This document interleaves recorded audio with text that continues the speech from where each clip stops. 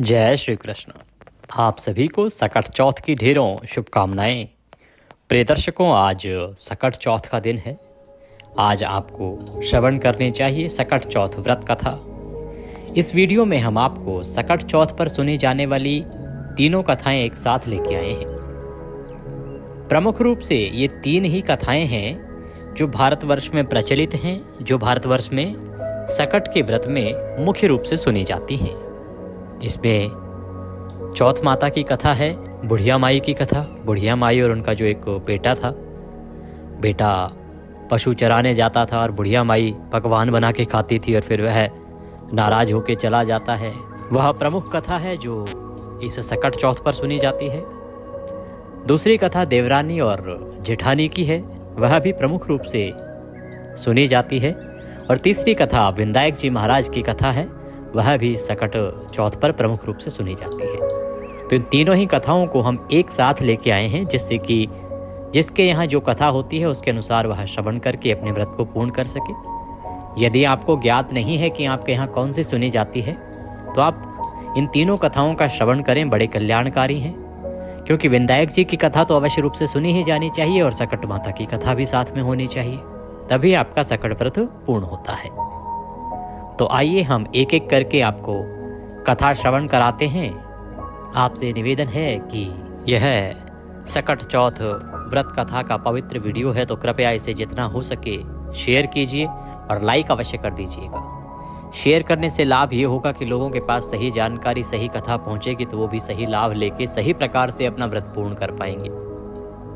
अपने व्रत की सफलता के लिए और चौथ माता आपकी संतानों को दीर्घायु करें, अच्छा स्वास्थ्य दें, तो इसके लिए कमेंट बॉक्स में अवश्य लिखिएगा जय श्री गणेश या जय सकट चौथ माता। आप देख रहे हैं देवभूमि ज्योतिष संस्थान का प्रतिष्ठित यूट्यूब चैनल देवभूमि धार्मिक। हम यहाँ पर सभी व्रत और त्योहारों की सही शास्त्रीय जानकारी प्रदान करते हैं। ज्योतिष शास्त्र और पंचांग के आधार पर आपको बताते हैं कौन सी तिथि कब है, व्रत आदि कब करना है, क्या विधि, क्या नियम और क्या कार्य आपको नहीं करने हैं। यदि आप सभी व्रत और त्योहारों की सही शास्त्रीय जानकारी पाते रहना चाहते हैं, तो कृपया चैनल को सब्सक्राइब कीजिए और बेल आइकन को प्रेस कीजिए। अब आप सभी जानकारियां सीधे मोबाइल पर भी प्राप्त कर सकते हैं। इसके लिए आपको हमारे व्हाट्सएप ग्रुप पर जुड़ जाना चाहिए। जुड़ने का लाभ ये होगा कि सारे वीडियो, सभी जानकारी सीधे मोबाइल पर आती रहेंगी, कोई जानकारी छूटेगी नहीं। जब आपको कोई प्रश्न पूछना होगा तो उसकी भी जानकारी सीधे आपके मोबाइल पर आप पूछ पाएंगे। जुड़ना चाहते हैं तो वीडियो के अंत में स्क्रीन पर नंबर आएगा 900 से, जिस पर आप दक्षिणा आदि भेजते हैं। उसी पर व्हाट्सएप पर मैसेज करके कहिए कि आपके नंबर को ऐड कर दिया जाए, अपना नाम लिखिएगा, तो आपका नंबर ग्रुप में ऐड कर दिया जाएगा। फिर आप सभी जानकारी सीधे मोबाइल पर प्राप्त कर पाएंगे। आइए गणेश जी महाराज का ध्यान करते हुए, सकट चौथ माता का ध्यान करते हुए कथा आरंभ करते हैं। पहले हम देवरानी और जेठानी की कथा सुनेंगे, फिर बुढ़िया माई और उसके बेटे की कथा, और तदुपरांत विनायक जी महाराज की कथा श्रवण करेंगे। बोलिए गणेश जी महाराज की जय, बोलिए चौथ माता की जय। आप अपने हाथों में आखा ले लीजिए, अर्थात या तो तिल ले लीजिए, या गेहूं है तो गेहूं या जौ भी ले सकते हैं, क्योंकि ये हाथ में रखकर ही कथा सुनी जाती है। तो हाथ में आखा लेके, तिल आदि लेके और कथा सुनना आरंभ कीजिए। एक शहर में एक देवरानी और एक जेठानी रहती थी। देवरानी बहुत ही गरीब थी और बड़ी मुश्किल से उसका जीवन चलता था, गुजारा चलता था। वहीं उसकी जो जेठानी थी वो बड़ी अमीर थी। बेचारी देवरानी हमेशा गणेश जी का पूजन और व्रत करती थी। जब चौथ आती तो प्रत्येक चौथ का व्रत करती। देवरानी का जो पति था वह भी गरीब था और जंगल से लकड़ी काटकर बाजार में बेच के उससे अपना गुजारा चलाता था। हालत इतनी खराब थी कि देवरानी अपने घर का खर्च चलाने के लिए जेठानी के घर का काम करती थी, और शाम को जो भी बचा हुआ खाना होता था जेठानी के घर, वह जेठानी उसे दे देती थी। उससे उसके बच्चों का पेट भरता था। इस तरह उसके घर का खर्च चल रहा था। आया माघ का महीना। माघ के महीने में गणेश जी का व्रत आया, सकट चौथ का दिन आया। अब सकट चौथ का व्रत देवरानी ने रखा। अब उसके पास पैसे तो थे नहीं, इसलिए उसने तिल व गुड़ लाकर तिलकुटा बनाया। पूजा करके तिल चौथ की कथा सुनी और जेठानी के यहाँ काम करने चली गई। सोचा शाम को चंद्र को अर्घ्य देकर जेठानी के यहाँ से जो कुछ खाने को मिलेगा वो लाके खा लूंगी। शाम को जब जेठानी के घर खाना बनाया तो उसके जेठानी का व्रत होने के कारण सभी ने खाना खाने से मना कर दिया। खाना तो समय से बन गया, लेकिन सबने कहा भाई अभी हम खाना नहीं खाएंगे। बच्चों ने कहा कि माँ का व्रत है तो माँ जब खाएगी तभी हम खाएंगे। जेठ को बोला, जेठ ने भी कहा भाई मैं भी तभी खाऊंगा जब वो खाएगी, तो हम तो सब इकट्ठा ही खाएंगे, तो अभी कोई खाना खाएगा नहीं। अब क्योंकि रात्रि का समय हो चुका था, देवरानी को अपने घर भी वापस आना था, तो देवरानी ने जेठानी से बोला कि आप मुझे खाना दे दो जिससे कि मैं अपने घर जाऊं। इस पर जेठानी ने कहा कि आज तो किसी ने भी अभी तक खाना नहीं खाया, तुम्हें कैसे दे दूं? तुम ऐसा करना, कल सुबह जो बचा हुआ खाना है वो ले जाना। ऐसे में देवरानी बड़ी दुखी हुई और भूखी ही घर चली गई, क्योंकि बेचारी का व्रत था। उसने तो यही उम्मीद की थी कि जो वहाँ से आएगा उससे मैं व्रत खोल लूँगी। घर पहुँची, बच्चे भी घर पर भूखे थे। देवरानी का पति, बच्चे सब आस लगाए बैठे थे कि आज तो त्योहार है, इसीलिए कुछ पकवान आदि खाने को मिलेगा। लेकिन जब बच्चों को पता चला कि आज तो रोटी भी नहीं मिलेगी तो बच्चे रोने लगे।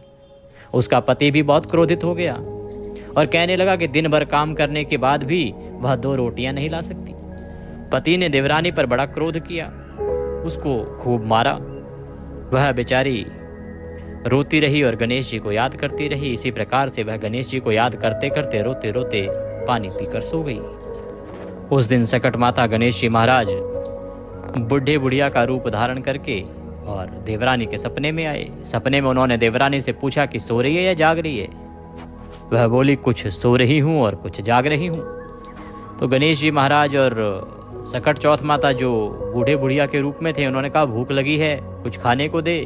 इस पर देवरानी ने कहा कि क्या दूं, मेरे घर में तो अन्न का एक दाना भी नहीं है। जेठानी बचा हुआ खाना देती थी, आज वो भी नहीं मिला। पूजा का बचा हुआ तिलकुटा छींके पे पड़ा है, वही खा लो। सकट माता और गणेश जी महाराज ने तिलकुट खाया और उसके बाद कहने लगी कि निमटाई लगी है, अर्थात फ्रेश होने जाना है, कहाँ जाएं? इस पर देवरानी ने कहा कि हे बुढ़िया माई, हे बाबा, कहाँ जाओगे? यहीं कर लो, ये पूरा घर पड़ा। बाहर जाओगे कोई, अभी ठंड का समय है, बाहर किसी जानवर ने काट लिया, जानवर भी बहुत घूम रहे हैं, ये खाली झोंपड़ी है, किस काम आएगी? आपका जहाँ मन करे वहाँ करो। उसके बाद गणेश जी महाराज कहने लगे कि कहाँ पहुँचें? तो देवरानी ने कहा मेरे सर से पहुँच लो। तो गणेश जी महाराज ने इस प्रकार से पहुँचा और चले गए। देवरानी जब सो के उठी तो ये देखकर हैरान रह गई कि पूरा घर हीरों और मोतियों से जगमगा रहा था। पूरे घर में हीरे जवाहरात बिखरे हुए थे। वह उन्हें समेटने लगी। उसे समेटते समेटते इतनी देर हो गई कि उस दिन वो जेठानी के घर काम को नहीं जा पाई। जेठानी ने कुछ देर तो राह देखी, फिर बच्चों को देवरानी को बुलाने को भेजा कि आज तुम्हारी चाची नहीं आई, जाके देखो जरा। तो बच्चे बुलाने गए। चाची के घर पहुंचे तो वो तो हैरान रह गए।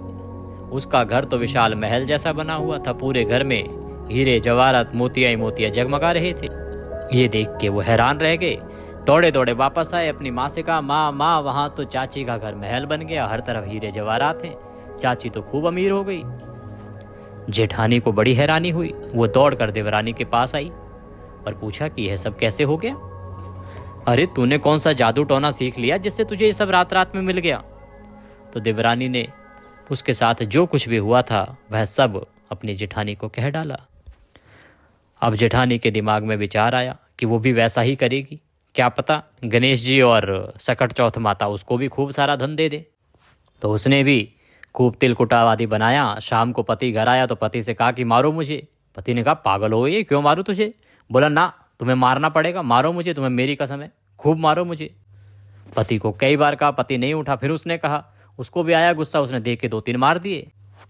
इस प्रकार वो रोती रोती सो गई। हुआ रात का समय। चौथ माता गणेश जी महाराज आए। बोले भूख लगी है, क्या खाएं? खाने को दो। तो जेठानी ने कहा, अरे महाराज, आपके लिए खूब सारे अच्छे अच्छे मेवे, अच्छे अच्छे फल छींके पे रखे हैं, जो चाहे वो खा लो। इसके बाद कहने लगे कि निमटाई लगी है, कहाँ करें? तो जेठानी बोली, अरे महाराज ये महल जैसा घर है, आज ही सुबह अच्छे से पोछा लगाया, जहाँ मन करे वहाँ कर लूँ। उसके बाद उन्होंने पूछा कि पहुँचे कहाँ। जेठानी ने कहा, ये मेरे बाल हैं, मेरे सर से पहुँच लो, आज ही शैम्पू किए बड़े सुंदर सुंदर। इस प्रकार वो पहुँच की ओर चले गए। सुबह हुई तो जेठानी की आंखें खुली, हर तरफ बदबू ही बदबू, बदबू ही बदबू, चारों तरफ गंदगी फैली पड़ी है, गंदगी के अलावा कुछ था ही नहीं। वो परेशान हो गई। उसने कहा, ये क्या हो गया। वो दौड़ी दौड़ी मंदिर पहुंची। गणेश जी महाराज, सकट चौथ माता से प्रार्थना करी, हे गणेश जी महाराज, तुमने मेरी देवरानी को तो इतना सारा धन दिया, दौलत दी, महल दिया, और मेरे महल जैसे घर को नर्क जैसा बना दिया। तो गणेश जी महाराज, सकट चौथ माता बोली कि अरे उसने तो सच्चे मन से किया था, वो तो बेचारी दीन दुखी थी, तूने तो सब धन पाने के लालच में किया था, तेरे साथ कौन सी सत्य घटना घटी थी। जो सच्ची श्रद्धा से व्रत करता है उसी को ये फल मिलता है, लालच में नहीं। अब वो बेचारी दुखी हुई, देवरानी के पास पहुंची कि बहन मुझे बचा।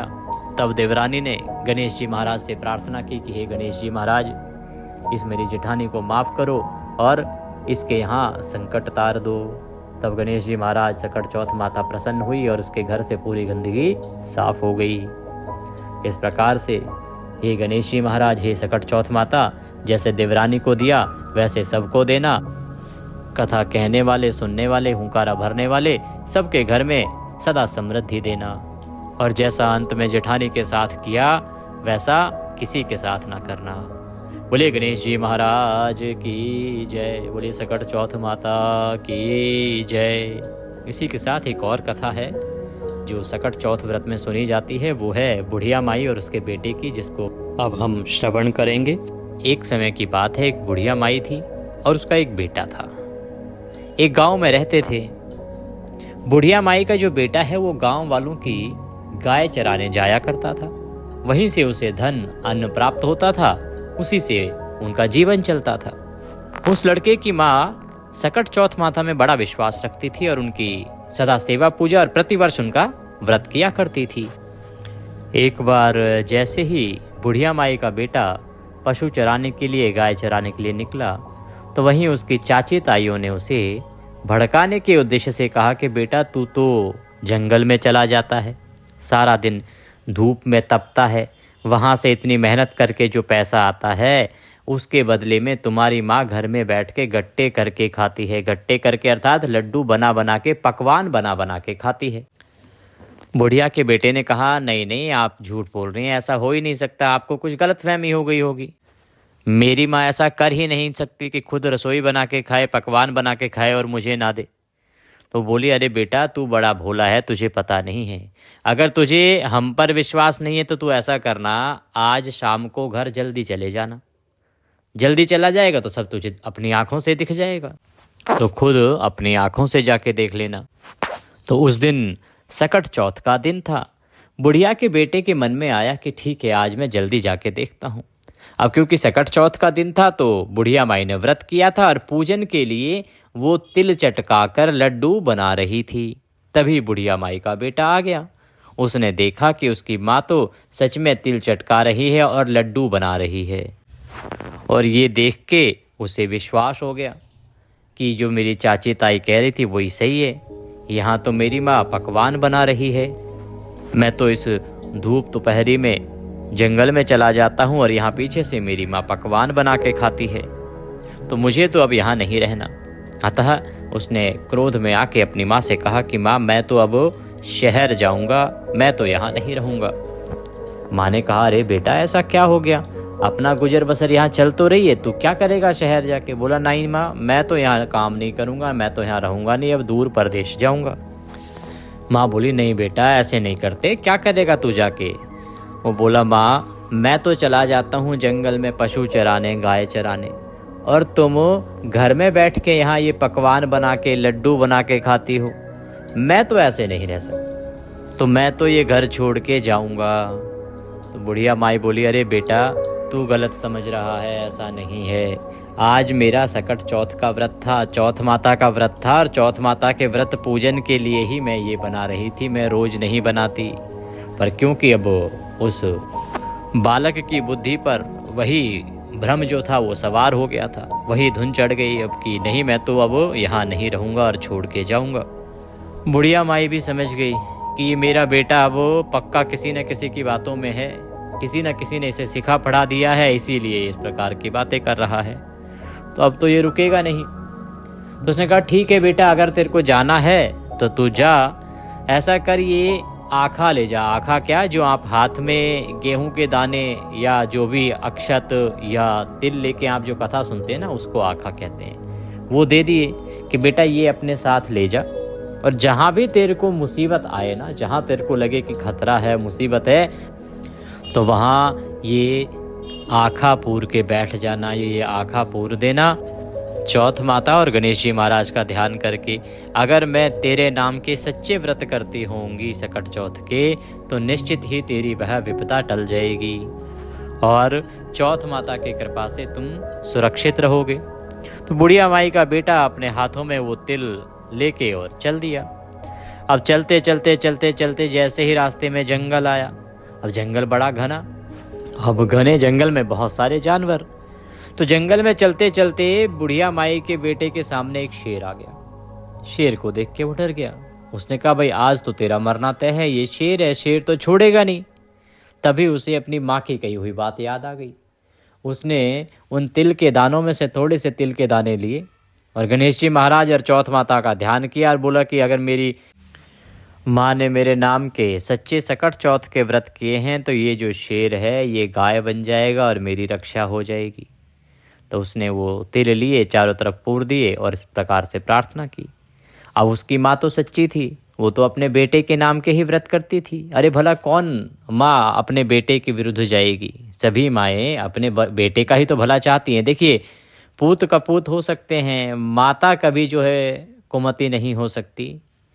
ये आरती में भी आता है, ग्रंथों में भी लिखा है, और अभी तक की अगर हम सामाजिक परंपरा की बात करें तो वहाँ भी यही लिखा है, माँ कभी अपने बच्चे का अहित नहीं कर सकती। तो सकट चौथ माता की कृपा से वह शेर भी गाय बन गया और पूंछ हिलाते हुए वहाँ से चला गया। इस प्रकार से बुढ़िया के बेटे की रक्षा हो गई। वह प्रसन्न हुआ और आगे बढ़ा तो देखा कि एक बहुत बड़ी नदी आई। अब नदी जो है पूरे उफान पे थी। अब अगर नदी को पार ना करे तो रात भर जंगल में रहना पड़ेगा, जंगली जानवर खा जाएंगे।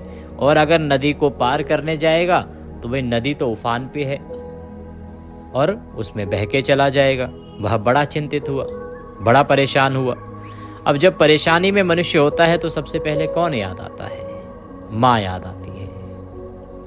फिर उसे माँ की बात याद आई तो उसने अपने हाथों में वही तिल के दाने लिए, चौथ माता गणेश जी महाराज का ध्यान किया और बोला कि अगर मेरी माँ मेरे नाम के सच्चे चौथ के सकट चौथ के व्रत करती थी तो मेरी यहाँ रक्षा हो जाए और ये नदी मुझे रास्ता दे दे। जैसे ही उसने वो आखा, वो तिल के दाने नदी में डाले तो चौथ माता के आशीर्वाद से, गणेश जी महाराज की कृपा से, क्योंकि उसकी माँ ने उसके नाम के सच्चे व्रत किए थे, उस नदी ने उस बालक को जाने के लिए रास्ता दे दिया। उसका उफान कम हो गया और वह धीरे धीरे बड़े आराम से उस नदी को पार कर गया। इस प्रकार से नदी को पार करके वो दूसरी तरफ जब पहुंचा तो वहाँ एक सुंदर सा नगर था। वह नगर में प्रवेश कर गया। नगर में प्रवेश कर गया तो उसने देखा कि एक बुढ़िया माई है, वो बेचारी पुए बना रही है और रोए जा रही है। अब पुए भी बना रही है और रोए भी जा रही है। तो वो बड़ा कंफ्यूज हुआ, बड़ा विचार करने लगा कि कारण क्या है, खुशी की बात है कि गम की बात है। अरे भाई, पकवान बन रहे हैं तो निश्चित रूप से खुशी की बात होनी चाहिए, पर ये बुढ़िया माई तो साथ में रो भी रही है। इसका मतलब कोई दुख है, कोई गम है। तो इसकी क्या परेशानी है? वो बुढ़िया माई के पास गया कि अरे बुढ़िया माई, ये क्या हो रहा है? तू रो क्यों रही है? तू पकवान भी बना रही है, रो भी रही है, क्या कारण है? वो बोली, अरे बेटा रहने दे, तू तो पराया है, तू क्या करेगा जान के, तू रहे। बोले, ना ना ना ना, पराया कैसे, मैं तेरी सहायता करूंगा।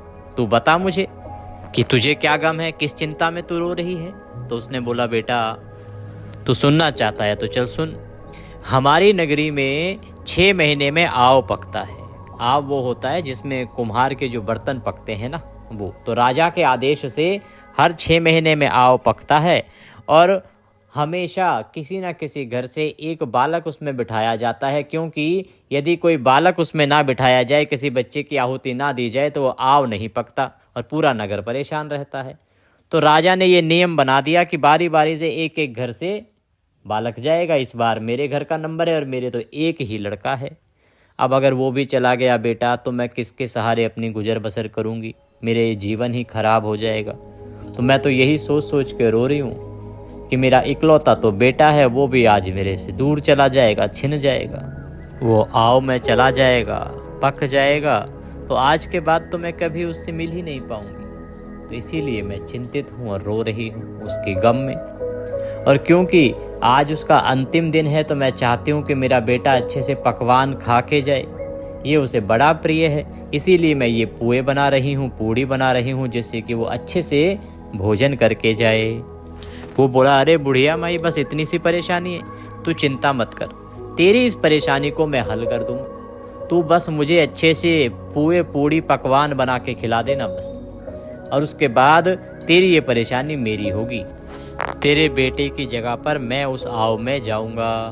वो बुढ़िया माई बोली, अरे बेटा तू पुए तो चाहे सारे खा ले, जितने खाने हैं खा ले, पर जिसके सर पे आई है उसी को तो भुगतनी पड़ती है, तू पराया है, तू क्यों जाएगा। वो बोला, ना ना ना बुढ़िया माई, मेरा ये वचन है, मैं ही जाऊंगा। अब बुढ़िया माई ने उसे खूब सारे पुए पकवान बना के खिला दिए। अब खूब सारे पकवान खाने के बाद एक तो पहले से ही वो थका हुआ था, फिर पकवान मिल गए, अब उसे नींद आने लगी। तो उसने कहा कि माई मैं जाके भीतर सो रहा हूँ, जब राजा के सैनिक लेने के लिए आए, बुलाने के लिए आए, तो तू बस मेरे को उठा दियो, मेरे को जगा दियो, मैं चला जाऊंगा। वो भीतर जाके सो गया।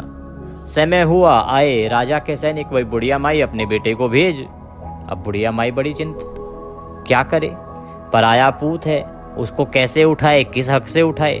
तो बेचारी कभी कुंडी खटकाए, कभी दरवाजा खटखटाए, इस प्रकार से आवाजें करे, पर उठा तो नहीं सकती। तभी उन आवाजों को सुन के वो जाग गया। उसने कहा, अरे बुढ़िया माई, कोई बुलाने नहीं आया क्या। तो उसने कहा, अरे बेटा आए तो हैं, बाहर बैठे हैं, पर मैंने तो तेरे को उठाया नहीं कि कैसे उठाऊं। बोला, ना ना ना, इतनी क्यों चिंता कर रही है, मैं जा रहा हूं बस। वो उठा, अपने आखा साथ में लिए, तिल के दाने साथ में लिए और उन सैनिकों के साथ चल दिया। चल के वहां पहुंचा जहां अलाव में उसे बैठना था, उसको अलाव में बैठा दिया गया। बैठने से पहले उसने अपने जो आखा उसके हाथ में थे, तिल के दाने उसके हाथ में थे, वो अपने चारों तरफ पूर दिए और चौथ माता और गणेश जी महाराज का ध्यान करके और कि हे चौथ माता, हे गणेश जी महाराज, मेरी माँ ने मेरे नाम के सच्चे व्रत किए हैं तो मैं सुरक्षित बचूं, इस प्रकार निवेदन करके और बैठ गया। कुम्हार ने और सभी सैनिकों ने अलाव को बंद कर दिया, चिन्ह दिया, उसमें आग लगा दी गई, जिससे कि बर्तन जो है वो जल्दी से पक जाएं। इस प्रकार 2 दिन निकले। तीसरे दिन की बात है कि वहाँ पे बालक जो हैं वो वहाँ खेल रहे थे। खेलते खेलते उनकी गेंद जो है, बॉल, उस अलाव पर लगी, उस भाड़ पर लगी, तो उससे टन की आवाज़ आई। टन की आवाज़ का अभिप्राय है कि जैसे अलाव पक गया हो। तो उन्होंने सैनिकों को बताया कि देखो इसमें से कैसी आवाज़ आ रही है, ये शायद पक गया है। सैनिकों ने जाके देखा तो उनको भी लगा कि भाई अलाव तो बड़ी जल्दी पक गया। उन्होंने जाके और राजा को सूचना दी कि महाराज इस बार तो तीसरे ही दिन अलाव पक गया, पता नहीं क्या चक्कर है, कहाँ तो 15 दिन महीने लग जाते थे। राजा भी सुन के हैरान हो गया कि भाई ऐसा कैसे, कि इस बार तीसरे ही दिन अलाव पक गया। राजा आया, सैनिकों को आज्ञा दी कि भाई अलाव पक गया है तो ठीक है, इसको खोला जाए, उतारा जाए।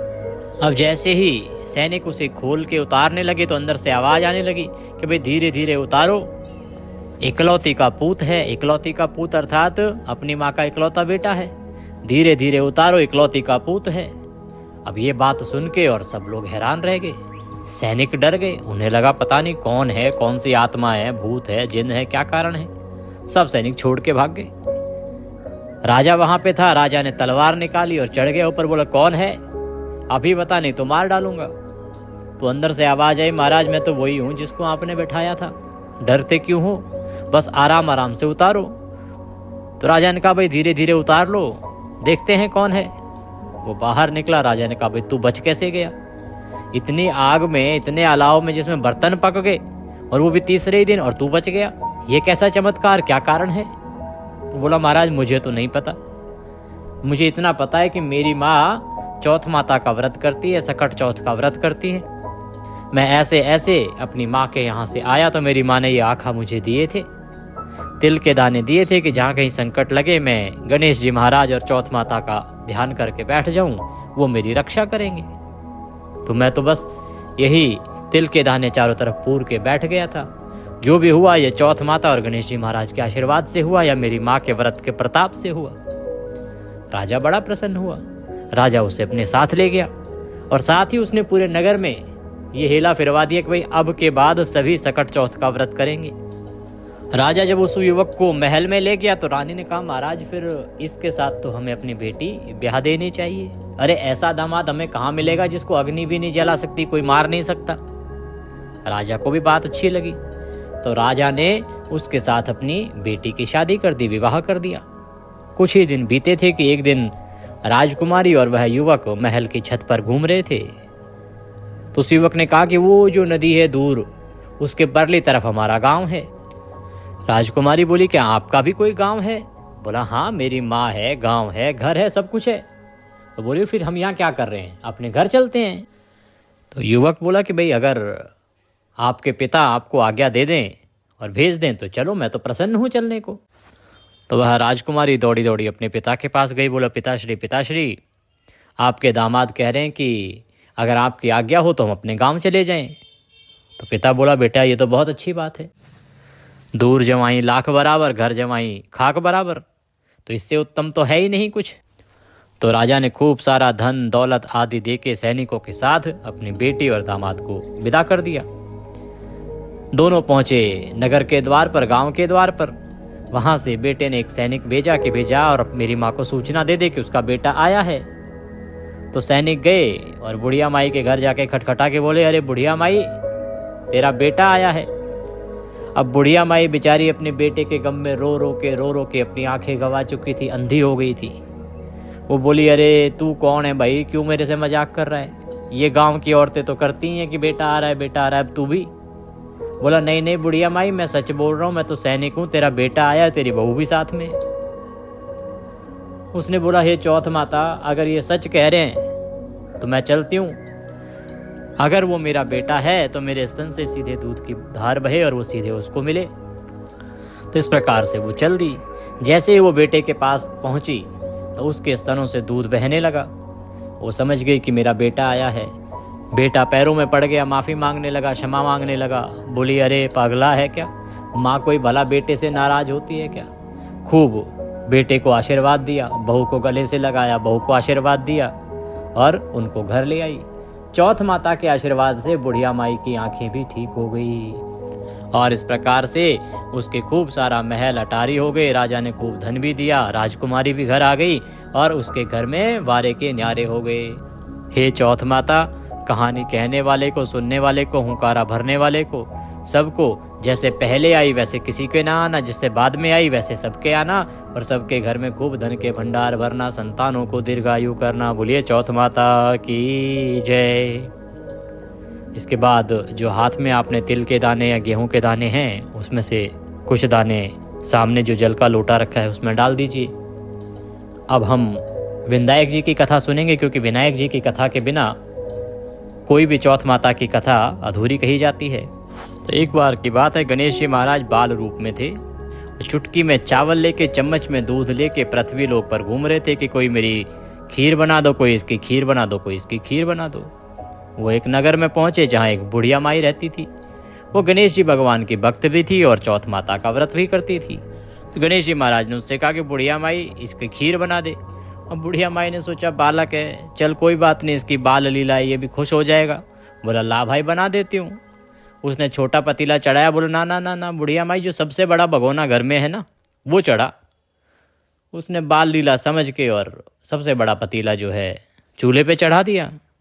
जैसे ही वो चम्मच का दूध उसमें डाला, पूरा पतीला भर गया और जो चुटकी में चावल थे वो भी खूब सारे चावल हो गए। अब तो पूरा भगोना खीर का भर के बन गया। अब गणेश जी महाराज कहने लगे, बुढ़िया माई मैं नहा के आता हूँ, तू ऐसा कर पूरे गांव को नौतिया, पूरे गांव में बोल के आ कि सब के सब आए तेरे घर पर भोजन करके जाएं खीर का। बुढ़िया माई बोली, अरे बेटा ये तो एक पतीला है, इससे पूरे गांव को क्या होगा। बोला, बुढ़िया माई कोई बात नहीं, तू बोल के तो आ। बुढ़िया माई गई, पूरे गांव को नौती आई। अब गांव वाले आए, उससे पहले बुढ़िया के पोते पोती आ गए। बोले, दादी खीर बनाई है, खीर खिला दे, भूख लगी है। दादी ने बोला, आ भाई गणेशा तू जीम ले और ये बालक जीम ले। तो बुढ़िया माई ने उन बच्चों को थोड़ी थोड़ी खीर दे दी। बच्चों ने खूब पेट भर के खा ली। पीछे से बुढ़िया माई की बहू आई, उसने भी 1 कटोरा भर के खीर खुद खा ली, 1 कटोरा छुपा के रख दी। इतने में गांव वाले आ गए। अब बुढ़िया माई ने गांव वालों को खूब खीर खिलाई, पर भगोना खत्म ही ना हुआ। भगोना वैसे के वैसे भरा। अब सब हैरान रह गए, भाई बुढ़िया माई के पास इतना पैसा कहाँ से आ गया? ये कौन सा चमत्कार है कि बुढ़िया माई ने पूरा गांव जिमा दिया? अब सब के सब हैरान। ये सूचना राजा के पास पहुंची। राजा ने कहा ऐसा क्या चीज है उसके पास? अब राजा ने उस भगोने को मंगवाया। अब जैसे ही वो भगोना राजा के पास पहुंचा तो उसमें खीर की जगह पर कीड़े मकोड़े हो गए। राजा ने बोला भाई ये तो बुढ़िया के हक की चीज है, ये तो उसी को वापस करो। राजा ने वो भगोना वापस भेज दिया। इतने में आए गणेश जी महाराज, बुढ़िया माई सब जीम लिए। बोला हाँ भाई गणेशा सब जीम लिए, आजा तू भी जीम ले। गणेश जी महाराज बोले बुढ़िया माई मैं तो तभी जीम लिया जब तूने कहा था। बोले मैंने कब कहा था? बोले जब तूने अपने पोते पोतियों को खीर दी थी, जब तेरी बहू ने खीर खाई थी, मैंने भी तभी खा ली। बुढ़िया माई मैं तेरे से बड़ा प्रसन्न हूँ, मांग वरदान मांग। बुढ़िया माई बोली बेटा मैं क्या वरदान मांगू, तूने मेरे से खीर बनाने को कही, मैंने बना दी। अब भगवान की कृपा ऐसी हुई कि ये तो सबको पूरी पड़ गई। अब बता इसका क्या करूं? बोला जो बची है उसको अपने घर के कोने में गाड़ दे। बुढ़िया माई ने वैसे ही किया, बची हुई खीर घर के कोने में गाड़ दी और सो गई। रात हो गई। रात को गणेश जी महाराज उसकी झोंपड़ी को लात मार के चले गए। जैसे ही गणेश जी महाराज ने उसकी झोंपड़ी को लात मारी, वहां तो महल बन गए साहब। खूब सारे महल चौबारे हो गए जो धन धान्य से भरे हुए थे। सुबह बुढ़िया माई उठ के देखी तो हर तरफ महल ही महल, सोना चांदी और नौकर चाकर। ये सब देख के बुढ़िया माई को सब समझ आ गया। बुढ़िया माई समझ गई कि जो बालक आया था वो कोई और नहीं, स्वयं गणेश थे। वो गणेश जी महाराज को धन्यवाद करने लगी कि गणेश जी महाराज आपका बहुत धन्यवाद, पर आपने एक बार दर्शन तो देने थे, मुझे बताना तो था। तभी आवाज आई कि हे बुढ़िया माई तूने मेरी सच्चे मन से भक्ति की है, चौथ का व्रत किया है, ये उसी का फल है और मैं सदा तुझ पर प्रसन्न हूँ। बुढ़िया माई बहुत खुश हुई। हे गणेश जी महाराज जैसे कृपा आपने उस बुढ़िया माई पर करी, उसी प्रकार की कृपा इस कथा को सुनने वाले, कथा को कहने वाले, हुंकारा भरने वाले सब पर करना। सबको धन धान्य और सुख समृद्धि देना। बोले गणेश जी महाराज की जय। इसके बाद कुछ दाने जो हाथ में आपने ले रखे हैं, गेहूं के, तिल के, जो भी आपने लिए हैं, उनको सामने रखे लोटे में डाल दीजिए। इसके बाद आप इस लोटे का जल जो है सूर्य देव को अर्पित कर देंगे। ये नियमों पर है। कुछ प्रांतों में सुबह कथा करी जाती है और ये जो लोटा होता है इसमें जो जल है ये सूर्य देव को दे दिया जाता है और रात्रि में दूसरे लोटे में जल भर के जो बाकी दाने बचे हुए हैं ना, उनको लोटे में डाल के फिर चंद्रमा को अर्घ्य दिया जाता है। और आप चाहें तो इसी लोटे को शाम तक रख सकते हैं, इसी से भी शाम को जल दे सकते हैं। जैसे आपके यहाँ होता हो उस अनुसार आप कर सकते हैं। कथा आदि सुनने के बाद और व्रत खोलने से पहले आपको ब्राह्मण को भोजन कराना चाहिए। ब्राह्मण को भोजन ना करा पाएँ तो मंदिर में कुछ खाद्य सामग्री और दक्षिणा आदि दे दीजिएगा, वो दे आइएगा। और यदि हमें कोई दक्षिणा आदि आप भेजना चाहते हैं कथा के निमित्त, तो आपकी स्क्रीन पर नंबर आ रहा होगा 900 से, उस पर भेज सकते हैं। साथ में QR कोड भी दिया गया है, उसको स्कैन करके भी सीधा हमारे बैंक खाते में भेज सकते हैं। आज चंद्रोदय का जो समय है वो रहेगा रात्रि को 8:56 का। ये दिल्ली का समय है, बाकी सभी राज्यों में अलग अलग है, शहरों में कुछ अलग अलग समय होता है। यदि आप अपने शहर का जानना चाहते हैं तो कमेंट बॉक्स में लिख के पूछ सकते हैं या मोबाइल के माध्यम से भी पूछ सकते हैं। कथा कैसी लगी, आपको हमारा चैनल कैसा लगता है, इसके विषय में अपनी राय कमेंट बॉक्स में लिखना ना भूलिएगा। भगवान गणेश आप सबका व्रत सफल करें। जय श्री गणेश, जय चौथ माता।